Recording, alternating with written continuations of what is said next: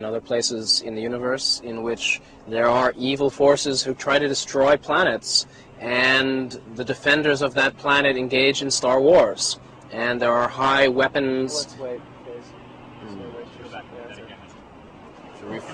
Rephrase it yet again. So let's go back again. Once again, what we see in the movies, such as Star Wars and whatnot, does that actually exist on certain planes? Some of what we can see in movies such as Star Wars actually does happen in other dimensions and other points in the universe. In other galaxies, there are Star Wars in which negative forces, negative ETs, try to destroy planets and enslave populations, and the planet has to defend itself with high technology weaponry. This does happen. The second element of the Star Wars is actually happening on Earth now, and this is the true Armageddon. And really this is between the forces of love and the forces of fear. The negative extraterrestrials spread fear and doom and helplessness, and the benevolent extraterrestrials try to offer hope and self-trust, love and kindness. And when an individual feels him or herself falling on one side, following fear or following love, they can be sure that there are unseen forces that are also encouraging them in that direction. So for those who are doing good work, there are benevolent extraterrestrials cheering them on and giving them inspiration.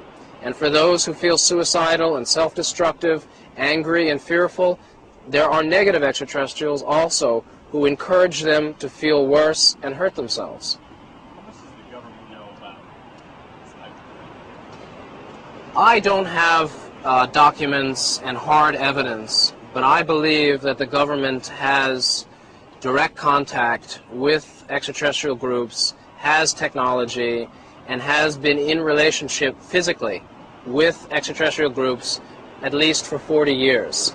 And I also believe that there will be disclosures and there will be information coming out as to what they know very, very soon. And at that point, it'll be very important for the peoples of Earth to understand, number one, this is for real, and number two, who the players are and the difference between fear, disempowerment, versus love and self-trust.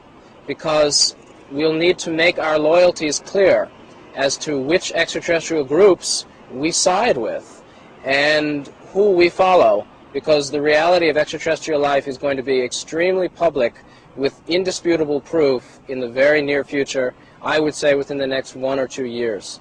Why haven't UFOs made themselves more visible to more people so that to help ease the work of extraterrestrials on this planet? Benevolent extraterrestrials follow a cosmic law which prevents them.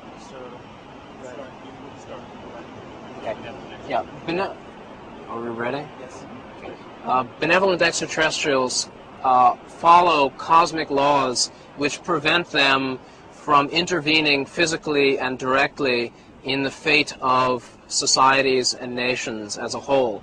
Benevolent extraterrestrials will respond to a call for help, but if very few people call, and if the leaders of a government are confused or are not benevolent, positive extraterrestrials will not come here publicly to help the planet. They're here subjectively, spiritually, at all times and helping in many, many ways, but they cannot make themselves public because it would interfere with humanity, and basically it would actually hurt the majority of people who are terrified, scared, and uninterested in the greater life around Earth. But tangible UFO sightings, The why not more, not contact, but just proof? Many people in America don't know that there were some of the most public and well-documented UFO sightings over Mexico City earlier in 1995. These were seen by dozens of people and captured on video by many, many people, but it was completely blacked out in the U.S. All UFO researchers in America know about this, but the media has been almost completely unwilling to show it. There are and there will continue to be UFO sightings. In my opinion, the vast majority of those UFOs are either negative ETs who have broken through a quarantine, or are government ships, human-created UFO craft using technologies that the government denies, our government and many governments deny that they have. Positive extraterrestrials do not show up in ships in waves of sightings, because that wouldn't serve the purpose of helping humanity. It's simply not useful. Let me run through a series of questions about the existence of an ET, being of an ET. Whatever you want. As a wanderer or a walk-in, were you ordered on a mission or your free choice? ET walk-ins and ET wanderers or ET souls all are here voluntarily. All of us feel that we're here to help the planet through love, kindness, and wisdom, clarity. Nobody was sent against their will. Some people have definite missions as to founding communities or teaching particular material. Many of the ETs have no definite mission, but they're here to help. And again, many of them will be found in your local church group, or in the police athletic league, or in the hospital, or in the mental health center helping people. They're all over the place, and most of them don't know they're ETs. Are you aware of your extraterrestrial appearance outside of the human soul? The human form that you take? My ET appearance. Like, if you're an extraterrestrial soul... Oh, I can tell you my appearance. What's that? You know what I'm saying? I know what you're saying. Are we ready with the camera and everything? Yeah. My extraterrestrial appearance, or my form, before I took birth in a human body, was as light. My race, my level of development has transcended the need for a body. We don't have bodies. We are beings of light. We have light bodies. These are the true light workers. And many of the older extraterrestrials on Earth are also from these levels of light.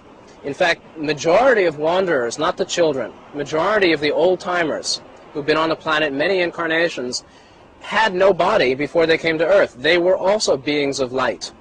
The ones that we see in the media with the little gray bodies and the ones that are the Palladians, they have bodies because they're not much further advanced than humanity. This is a very important point. Very good. In fact, we could do another show on ETs bodied and disembodied. The higher ones have no bodies, and bodies unimportant. Can you freely come and go from this body?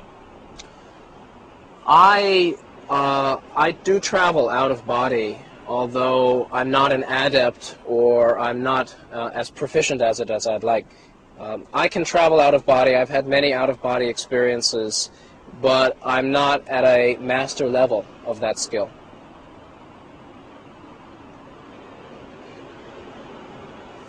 Do you ever expect to return to where you were from originally? In my book, we have a chapter on death. And death is a very important thing for all people to consider, but for the ET souls, it actually is the homecoming.